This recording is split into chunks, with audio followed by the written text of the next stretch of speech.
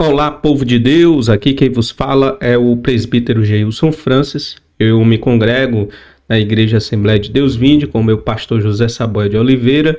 Estamos aqui em Fortaleza do Ceará fazendo a obra, certo? Então, sou professor de Escola Bíblica Dominical da minha igreja, dos adultos, e também sou líder do grupo dos Casados para Sempre, certo? Então, nós estamos desempenhando essas funções aqui na igreja.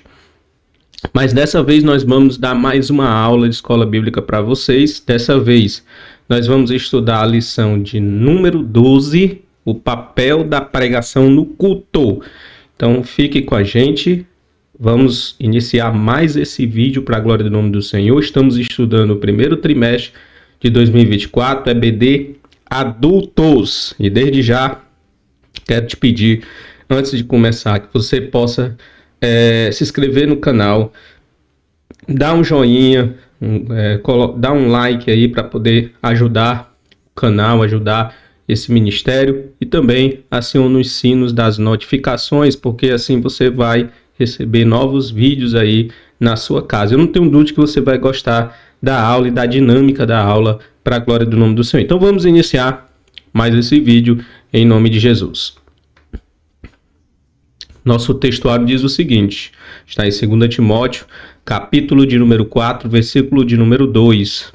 Que pregues a palavra, instes a tempo e fora de tempo, redarguas, repreendas, exorte com toda longanimidade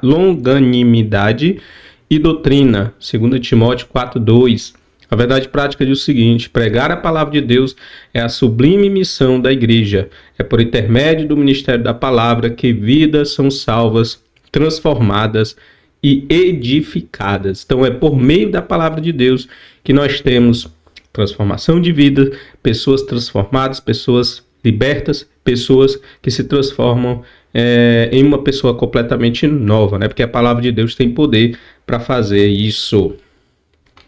Nossa leitura bíblica em classe se encontra em 2 Timóteo capítulo 4, do versículo de 1 até o versículo de número 5, que diz o seguinte: Eu conjuro-te, pois, diante de Deus e do Senhor Jesus Cristo, que há de julgar vivos e mortos na segunda vinda e no seu reino, que pregues a palavra de Deus, instes a tempo e fora de tempo, redarguas, repreendas, exorte com toda longanimidade e doutrina. Porque virá tempo em que não suportarão a sã doutrina, mas tendo comichão nos ouvidos, amontoarão para si doutores conforme as suas próprias concupiscências, e desviarão os ouvidos da verdade, voltando às fábulas. Mas tu, sê sóbrio em tudo sobre as aflições, sofre as aflições, faz a obra de um evangelista e cumpre o teu ministério. Palavra do apóstolo para Timóteo. Essa palavra ela também serve para todos nós. Quando ele diz o seguinte: sofre as aflições, faz a obra de evangelista e cumpre o ministério. Essa palavra também pode ser remetida a todos nós para a glória do nome do Senhor Jesus Cristo, tá? Nossa introdução diz o seguinte: nesta lição veremos a importância da pregação bíblica, denominada também como ministério da palavra. Desse aspecto, para refletir a glória de Deus, a pregação precisa manter o propósito para o qual foi estabelecida. Qual é o propósito da pregação? Qual é o propósito da ministração da palavra de Deus? O propósito é revelar Deus e educar a igreja. Por isso, podemos afirmar que o ministério é importante, pois assim a igreja é edificada, ela é moldada, ela é limpa, ela é purificada, né, a igreja, através do ministério da palavra, e também ela é moldada pelos valores do reino através da ministração da palavra de Deus. Uma igreja em que a palavra de Deus não tem primazia nem prioridade, tanto na ação evangelística quanto na discipuladora, é uma igreja fraca. Portanto, a natureza da pregação precisa ser bíblica e cristocêntrica. Em outras palavras, deve possuir sólidos fundamentos. Muito bem, nós vamos agora para o tópico de número 1. O ministério da palavra e seu propósito. A pregação como proclamação, né? A pregação como proclamação. Então vamos lá, seguindo em frente, vento e popa, vamos que vamos. O propósito mais sublime do ministério está no fato de ele revelar Deus às pessoas. Então, a pregação ela é importante por quê? Porque revela Deus às pessoas, né? Isso é importante também nós dizermos aqui nesse momento para todos vocês. A pregação tem a capacidade, o poder de revelar Deus àquelas pessoas que ainda não receberam essa revelação. Por isso que é importante a pregação. Frequentemente as escrituras se referem a esse aspecto da pregação como sendo uma proclamação. O verbo grego kerisó, traduzido como proclamar, é usado neste sentido em vários textos do Novo Testamento. Então nós temos, por exemplo, aqui em Mateus capítulo 3, versículo de número 1, que diz o seguinte, e naqueles dias apareceu João Batista pregando no deserto da Judéia. A palavra pregar aqui significa traduzida por proclamar, tem o sentido de proclamar, né? Nós temos um outro texto também, Mateus 4, 23, que diz o seguinte, e percorria Jesus toda a Galileia, ensinando nas sinagogas e pregando o evangelho do reino e curando todas as enfermidades e moléstias entre o povo. Então ele pregava o evangelho, ele proclamava o evangelho. Nós temos também um outro texto de Atos dos Apóstolos, capítulo 8, versículo 5, que depois ele vai ser repetido novamente aqui na lição, que vai falar de Filipe pregando em Samaria, né? Então Filipe, ele descendo a cidade de Samaria, lhes pregava a Cristo. Então, quando a gente for falar sobre a pregação do evangelho, tendo como fundamento Cristo, ou seja, tem que ser cristocêntrico, que a gente vai voltar para esse versículo aqui, né? Para esse livro de Atos Apóstolos, capítulo 8, verso 5. Mas aqui a gente já está adiantando para você que a palavra do Senhor, a palavra pregada, a proclamação, ela tem que ser cristocêntrica, né? E esse texto aqui, ele vai exatamente colocar a palavra, a pregação, como sendo cristocêntrica, porque Filipe chegou na cidade de Samaria e pregava a Cristo, ok? Então vamos embora. Voltando aqui para o nosso texto, então, nesse aspecto, a pregação tem um propósito de revelar Deus às pessoas, né? Então, o propósito da pregação é revelar Deus às pessoas. Está em 1 Coríntios, capítulo 1, versículo 21, que diz assim o texto bíblico, visto que, na sabedoria de Deus, o mundo não o conheceu por meio da sabedoria humana. Agradou a Deus salvar aqueles que creem por meio da loucura da pregação. Em outras palavras, o propósito da pregação é revelar Deus às pessoas. Esse fato por si só mostra a grandiosidade da pregação, que é trazer conhecimento de Deus, fazer com que as pessoas conheçam a Deus e recebam essa revelação de Deus. Todas as pessoas vão receber a revelação de Deus? Não. Nós temos a certeza de que o Espírito Santo continua ainda trabalhando, se mostrando às pessoas, né, e convencendo as pessoas de seus pecados. Mas a gente não pode afirmar que todas as pessoas que ouvem a palavra de Deus verdadeiramente serão alcançadas ou serão reveladas esse Deus na vida dessas pessoas. Nós temos aí exemplos de que realmente isso não vai acontecer na vida de todas as pessoas. O ministério da palavra e seu propósito. Continuando no ponto 2 agora. O caso emblemático de Lídia está em Atos dos Apóstolos, capítulo 16, versículo de número 14.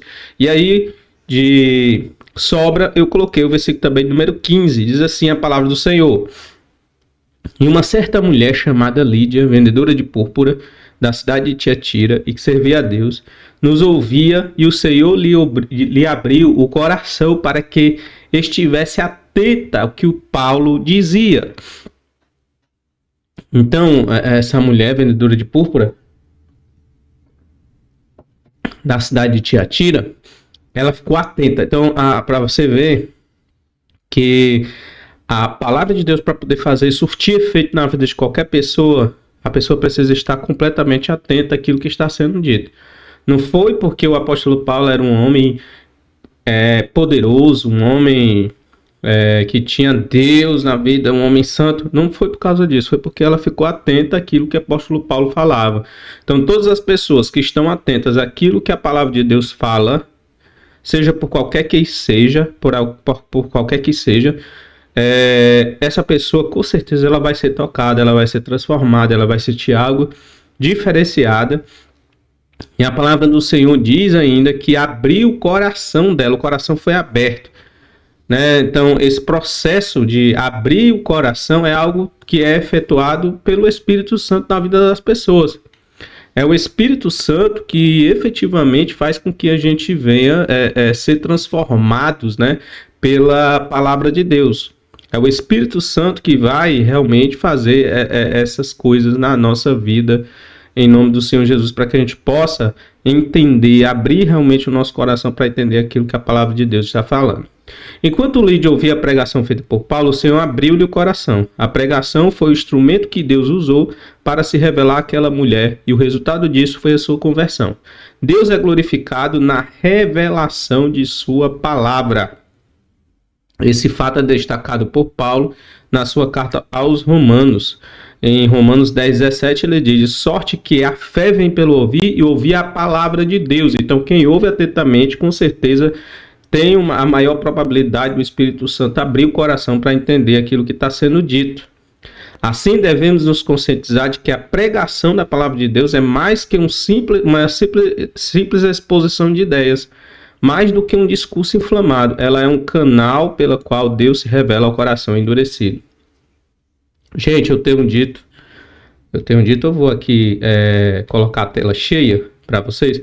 Eu tenho dito costumeiramente que quem realmente vai fazer uma obra poderosa na vida das pessoas aqui nesse país é o Espírito Santo através da palavra de Deus. Nenhum outro meio terá eficiência e capacidade de trazer uma transformação para o nosso país. Enquanto a igreja não tiver, né, essa consciência ou tiver lutando de maneira errada, com armas erradas, porque a nossa arma, segundo a palavra de Deus, não é carnal, não é na força do braço, não é utilizando as ferramentas deste mundo que nós vamos conseguir transformar a nossa sociedade. A única forma que nós temos de transformar a nossa sociedade é pregando a palavra de Deus com longanimidade. Longanimidade é o quê? Um longo ânimo, né? Sem querer, sem pressa, de ver as pessoas sendo transformadas, né? De ficar zangado, ficar falando coisas com as pessoas porque as pessoas não querem abrir o coração. A gente precisa ser mais manso na pregação do evangelho. A gente precisa ter mais calma, paciência, para que Deus possa verdadeiramente e eficientemente fazer algo na vida das pessoas que estão ouvindo a palavra que está sendo pregada através da nossa boca.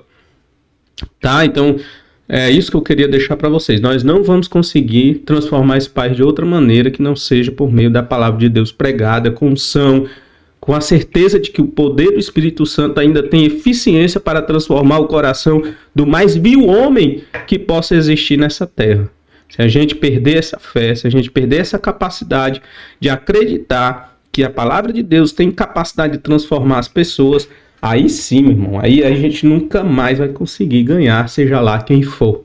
Jamais veremos o Espírito Santo trabalhar na vida de uma pessoa e transformá-la para melhor, né? Se a gente não crê que a palavra de Deus é que tem esse poder de realizar, de transformar a moral, a capacidade de compreensão, a capacidade de concepção, né? A concepção da pessoa através da metanoia, do arrependimento. Se a gente não crê nisso, jamais veremos Deus realmente operando em nosso país, tá? Mas voltando aqui para o nosso texto, assim devemos conscientizar de que a pregação da palavra é mais do que uma simples exposição de ideias, meu querido. Nós não estamos defendendo uma ideologia. Quem prega a palavra de Deus não defende ideologia.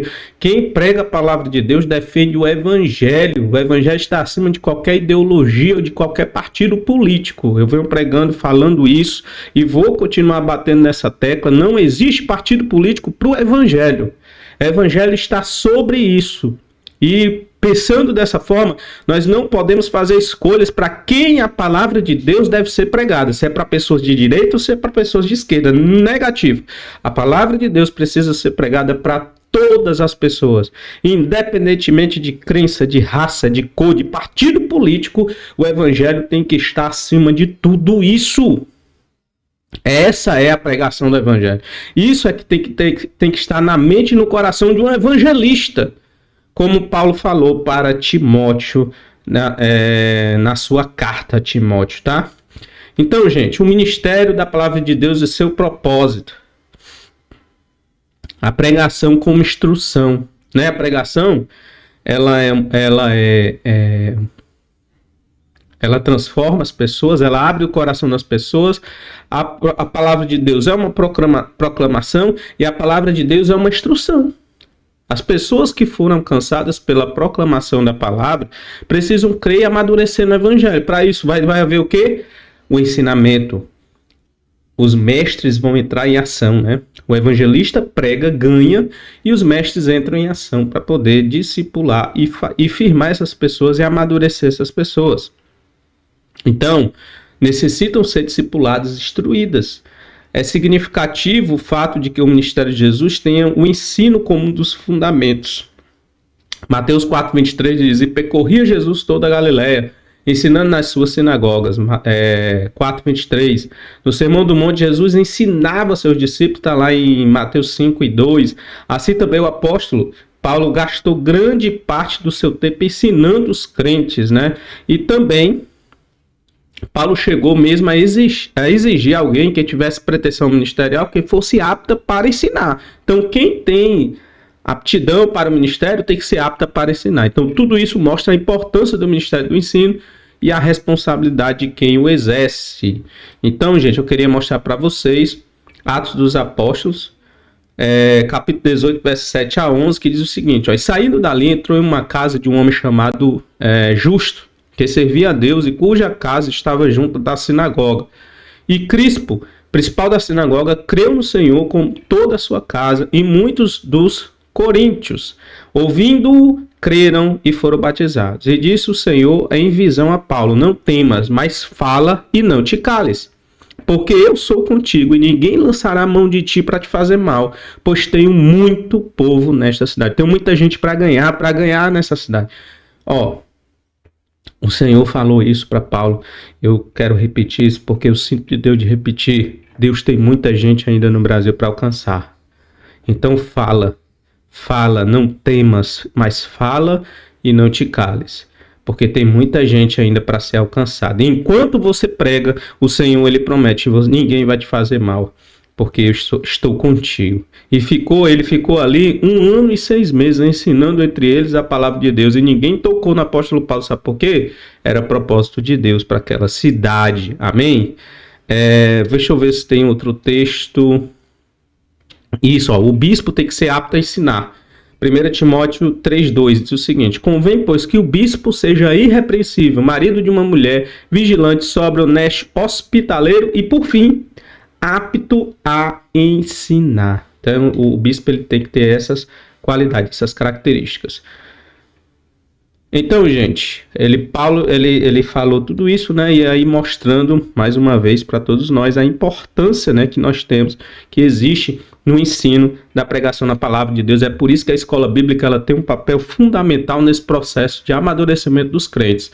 Sempre fui da escola bíblica dominical, gente. Sempre batalhei pela escola bíblica dominical. Sempre lutei pela escola bíblica dominical. Eu fui aluno, estou professor há muito tempo, né, sendo professor de escola bíblica dominical. Adoro ser professor, porque eu aprendo 2 vezes. Aprendo quando estou preparando a aula para dar, né, para ministrar, e aprendo quando estou ministrando, né, porque nem sempre aquilo que nós aprendemos ou aquilo que recebemos no momento que estamos aprendendo para ensinar, muitas vezes aquilo que nós estamos passando, né, Deus ele nos leva a caminhos diferentes ali no momento da aula, e a gente acaba recebendo também de maneira diferenciada juntamente com todos os alunos ali. Então, a escola bíblica dominical é um lugar onde Deus ele ensina o seu povo, não só as crianças, mas também como os adultos, as senhoras, os senhores, os jovens.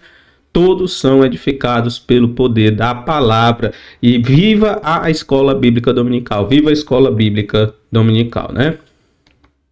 Vamos para o tópico de número 2, o ministério da palavra e sua importância. A primeira importância do ministério da palavra é a edificação da igreja, não tem para onde correr. A palavra tem a importante função de edificar a igreja. Essa edificação vem pelo confronto que o Espírito Santo traz pelo ministério da palavra, que exorta e consola. Às vezes isso deve vir em um tom de elogio ou em uma repreensão. Nós temos, por exemplo, aqui, né, um elogio. 1 Coríntios 11:12. Eu louvo-vos, irmãos, porque em tudo vos lembrais de mim e rendestes os preceitos como vos entreguei. Então pode ser por elogio ou pode ser por uma repreensão também. 1 Coríntios 11:17 diz: nisto, porém, que vou dizer-vos, não vos louvo. Paulo falando aos Coríntios, a gente já repetiu várias vezes aqui esses versículos, quando estava falando da Santa Ceia.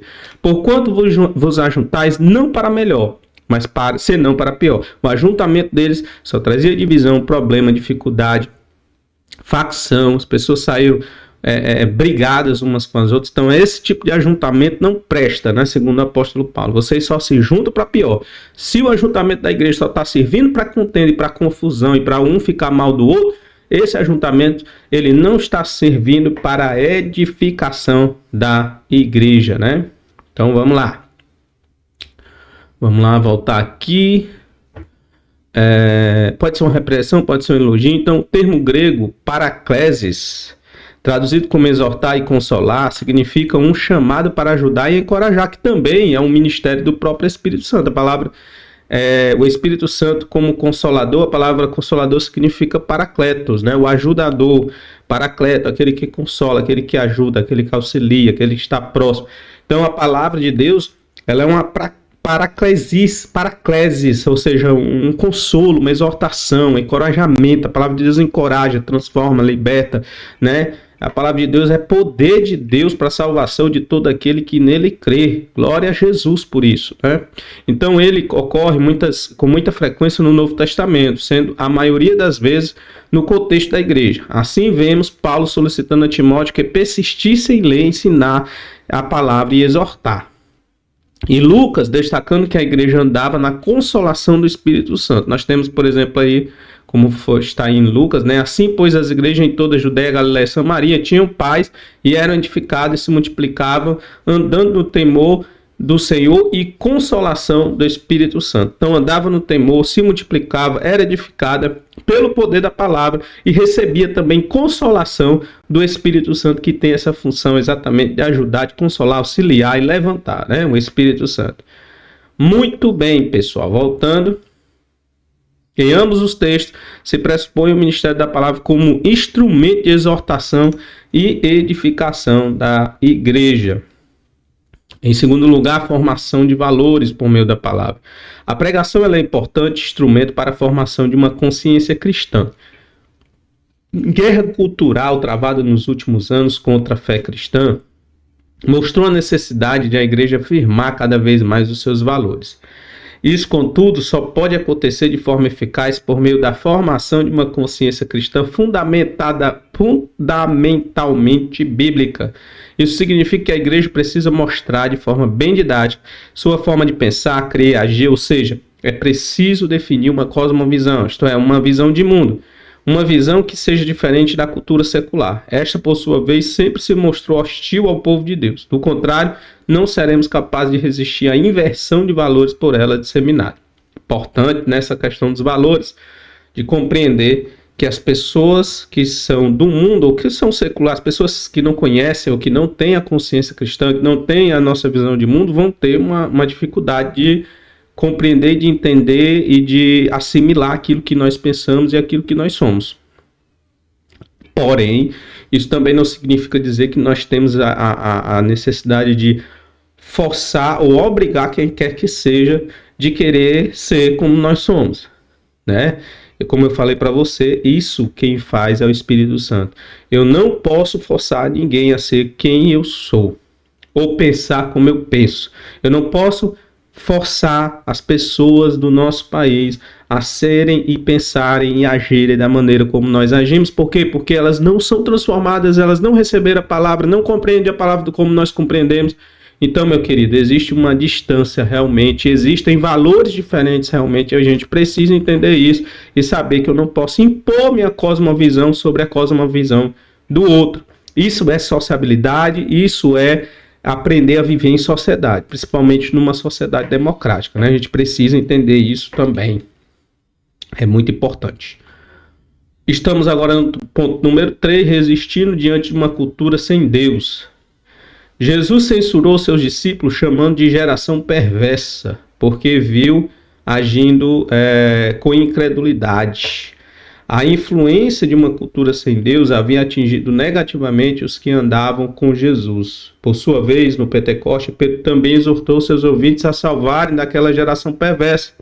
Assim também Paulo escreveu que Demas, um amigo de ministério, havia amado a presente era e o abandonou, segundo Timóteo 4:10. Esse mesmo apóstolo exortou os crentes de Roma a não se conformarem com aquela presente era. Nas duas últimas referências, a palavra grega aion, traduzida como era ou século, é uma referência clara a uma cultura sem Deus. Então vemos aqui, por exemplo, em Romanos 12:2, transformar o mundo pela renovação do nosso entendimento. Transformar o mundo não significa impor ao mundo, significa crer no poder da palavra que transforma o mundo. Certo? Então, não se amoldem aos padrões deste mundo. Isso aqui é uma exortação para nós. Nós que já somos cristãos, que recebemos os valores do reino, nós não podemos mais nos moldar nos padrões deste mundo. Mas a gente precisa transformar este mundo, não à força, pelo poder da força, pelo poder político, pelo poder da lei. Ninguém transforma uma sociedade. O cristianismo não mudou o Império Romano por meio da força, foi por meio da palavra, não foi por meio das leis, mesmo porque os cristãos primitivos não tinham a força do poder da lei e nem eram politizados no sentido de participarem da política romana para transformar o Império Romano. Mas eles tinham algo que o Império Romano não tinha, que era o poder de Deus para a transformação de todo aquele que nele crê, por meio do poder da palavra, que está faltando na igreja brasileira hoje. Eu falo isso categoricamente, sem medo de errar. Tá? Então, para que sejam capazes de experimentar e comprovar a boa, agradável, perfeita vontade de Deus. Então, gente, é isso. O Ministério da Palavra e sua importância para o Brasil e para a nossa igreja local. Em nome de Jesus. E vamos agora para o último tópico. O Ministério da Palavra e sua fundamentação. O Ministério da Palavra precisa ser o quê? Cristocêntrica. A palavra, ela é cristocêntrica. Como eu falei, Filipe, ele disse, né? Pregava Cristo. Estava lá em Atos Apóstolos 8:5, como eu li. A pregação precisa ser cristocêntrica. Cristo é o centro da Bíblia. Cristo é o centro da Bíblia, né? Nós vemos aí Lucas, capítulo 24, verso 27. Começando por Moisés e todos os profetas, explicou-lhes que constava a respeito dele em toda a Escritura. A Escritura fala do Messias e a Escritura conta, né, a história do Messias. Então, o centro da mensagem dos profetas, indagando que tempo ou ocasião de tempo, o Espírito de Cristo que estava neles indicava anteriormente, testificando os sofrimentos que Cristo havia de vir e a glória que se lhes havia de seguir. 1 Pedro 1:11, vê se eu tenho ele aqui. Não tem. Tudo bem? Continuando. Assim, o alvo da pregação é revelar Cristo. Pois o apoio, por exemplo, era conhecido por sua, acho que era Apolo, né? Por sua eloquência e capacidade de mostrar que o Cristo prometido nas escrituras hebraicas era Jesus de Nazaré. O Apolo fazia isso. Porque com grande veemência convencia publicamente os judeus, mostrando pelas escrituras que Jesus era o Cristo. Atos 8:28, deixa eu ver se eu coloquei isso aqui, Atos 8:28, acho que sim. Não, também não. Continuando aqui, dizendo isso, precisamos destacar que a forma e os métodos usados para a exposição das escrituras são importantes. Contudo, o mais importante é a revelação do seu conteúdo. Cristo Jesus. Essa é a revelação do conteúdo da Bíblia Sagrada. Deve ser bíblico, né? Primeiro, a pregação da palavra é cristocêntrica, e segundo, tem que ser bíblico. A palavra que tem que sair da nossa boca tem que ser bíblica, né? Vivemos em um tempo em que a pregação em muitos espaços virou um modismo. Parece que temos pregadores em demasia, mas o que se passa por pregação, na maioria das vezes, não é. Na verdade, são mensagens de autoajuda com verniz de pregação. Esse tipo de mensagem é atraente porque massageia o ego. Os coaches, né? Está falando de coach, crente coach, pregação coach, Jesus vai te levantar, você vai ser bem, ou seja, não está revelando Jesus de maneira eficaz. Mas um Jesus tem que dar alguma coisa para você, um Jesus que tem que te fazer vencer, um Jesus que tem que fazer você superar a dificuldade da sua empresa, Jesus que vai te motivar para ser um grande empreendedor nesse mundo, né? Então essa é a mensagem da autoajuda que nós estamos ouvindo hoje. Ela é atraente, ela massageia o ego, geralmente consegue muitos seguidores, porque a gente vive essa época, esse segmento tem aumentado bastante nas redes sociais, a gente está misturando as coisas, para quem se vale dessa técnica. Contudo, não são pregadores de verdade, porque não há nelas uma exposição de um conteúdo bíblico. A ênfase está na performance, forma ou modo de se exibir a temática a ser abordada. O objetivo quase sempre é financeiro. E agora eu tenho Filipenses capítulo 3, verso 19, diz o seguinte: quanto a estes, o seu destino é a perdição, e o seu Deus é o seu estômago, é o seu ventre, e tem orgulho do que é vergonhoso, eles só pensam nas coisas terrenas. Essas são a pregação dos pregadores de hoje, são os evangelistas de hoje, só pensam na terra, querem viver para a terra e querem ensinar as pessoas a viverem para esta terra, sendo que nossa pátria é no céu. A gente quer ganhar o mundo, quer ganhar o Brasil inteiro para Jesus, quer tornar a pátria brasileira a pátria do Senhor Jesus, mas a nossa pátria é no céu. E Jesus espera a gente lá, né? Aqui no Brasil não, tá? Então, gente, voltando aqui, diz o seguinte: a doutrina do pecado, o apelo por uma vida separada do mundo e dedicada a Deus são esquecidos. Né? Então essa modalidade de pregação opõe-se ao verdadeiro evangelho de Cristo. É uma mensagem sem cruz. Uma mensagem sem cruz. Né? E a nossa mensagem, a pregação do evangelho tem que ser por meio da cruz. A gente tem que dizer, olha, você tem que carregar a sua cruz. Continuando aqui, 1 Timóteo, deixa eu ler esse versículo aqui, né? Sobre pregadores que pregam por dinheiro. Mas os que querem ser ricos caem em tentação e em laço, e em muitas concupiscências loucas e nocivas, que submergem os homens na perdição e na ruína. Deixa eu ver aqui, voltando só um minuto. Aqui, a mensagem que amassageia o ego não tem cruz. Gálatas 6, 14, 16 diz o seguinte: mas longe esteja de mim gloriar-me, a não ser na cruz de nosso Senhor Jesus Cristo, pelo qual o mundo está crucificado para mim e eu para o mundo. Eu não quero viver para este mundo, eu não quero ser deste mundo, eu não quero que o mundo esteja em mim, que eu esteja no mundo, porque minha pátria é no céu. Porque em Cristo Jesus nem circuncisão, nem incircuncisão tem virtude alguma, mas sim ser uma nova criatura. E a todos quantos andarem conforme esta regra, paz e misericórdia sobre eles e sobre Israel de Deus. Então, não é circuncisão, não é incircuncisão, não é um partido A, partido B, não é partido de direita ou partido de esquerda, é ser nova criatura. Pronto, isso é o que vale. Isso é que a virtude está nisso, em ser nova criatura, e a gente precisa lutar para que as pessoas sejam novas criaturas.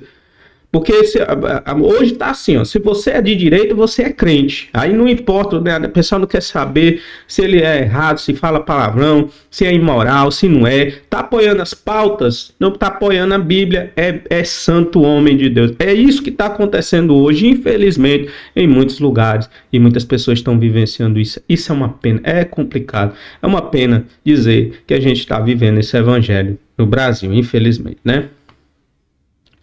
Vamos voltar aqui. A doutrina do pecado, né? Então essa modalidade nós temos que levar a cruz, né? Pregar a cruz. Na verdade, esse tipo de pregação glorifica os homens que são amantes de si mesmo. Essa é a mensagem. O evangelho misturado com a política está louvando homens e levantando deuses para que nós venhamos adorar. Mas eu quero mostrar esse último texto aqui para vocês que diz claramente como nós tomamos caminhos errados no nosso evangelho brasileiro. Infelizmente, essa é o contexto e a análise que eu faço do evangelho no Brasil hoje, pregado por muitos.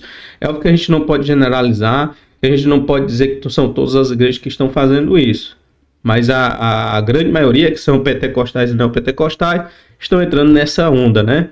Então, 2 Timóteo 3:1-5 diz o seguinte: sabe, porém, isto, que nos últimos dias sobrevirão tempos trabalhosos, porque os homens serão amantes de si mesmos, avarentos, presos no sol, soberbos, blasfemos, desobedientes de pais e mães, ingratos, profanos, sem afeto natural, irreconciliáveis, caluniadores, incontinentes, cruéis, sem amor para com os bons, traidores, obstinados, orgulhosos, mais amigos dos deleitos do que amigos de Deus, tendo aparência de piedade. Meu Deus, sendo a pessoa, parece ser santo demais, parece ser um homem de Deus, mas negam a eficácia dela. Destas coisas afasta-te. Eu já me afastei faz tempo desse tipo de política misturada com o evangelho, porque faz a gente adorar deuses que não seja Jesus, faz a gente transformar pessoas em deuses a ser adorados, e isso efetivamente está completamente errado, tá?